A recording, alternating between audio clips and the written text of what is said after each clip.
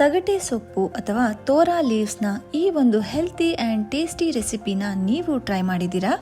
ಬನ್ನಿ, ನಾನಿವತ್ತು ತುಂಬಾನೇ ಹೆಲ್ತ್ ಬೆನಿಫಿಟ್ಸ್ ಇರುವಂತಹ ತಗಟೆ ಸೊಪ್ಪಿನ ಪಕೋಡಾನ ಹೇಗೆ ಮಾಡೋದು ಅಂತ ಈ ವಿಡಿಯೋದಲ್ಲಿ ತೋರಿಸ್ತೀನಿ.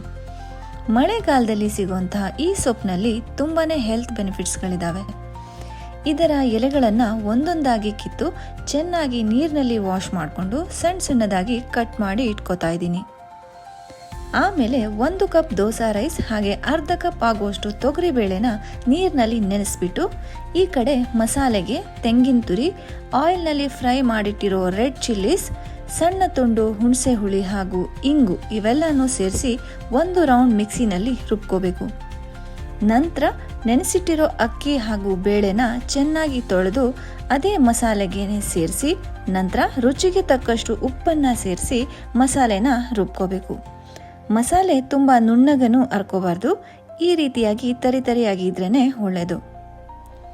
ಅದಾದಮೇಲೆ ಒಂದು ಬೌಲ್ಗೆ ಮಸಾಲೆನ ಟ್ರಾನ್ಸ್ಫರ್ ಮಾಡಿಬಿಟ್ಟು ಕಟ್ ಮಾಡಿಟ್ಟಿರೋ ತಗಟೆ ಸೊಪ್ಪನ್ನು ಸೇರಿಸಿ ಉಂಡೆ ಕಟ್ಟೋ ಹದಕ್ಕೆ ಮಿಕ್ಸ್ ಮಾಡ್ಕೋಬೇಕು. ನಂತರ ಕಾದಿರೋ ಎಣ್ಣೆಗೆ ಇದನ್ನು ಒಂದೊಂದಾಗಿ ಬಿಟ್ಕೋಬೇಕು. ಡೀಪ್ ಫ್ರೈ ಮಾಡಿದ್ರೆ ತಗಟೆ ಸೊಪ್ಪಿನ ಗರಿಗರಿಯಾದ delicious and healthy fritters ready to serve.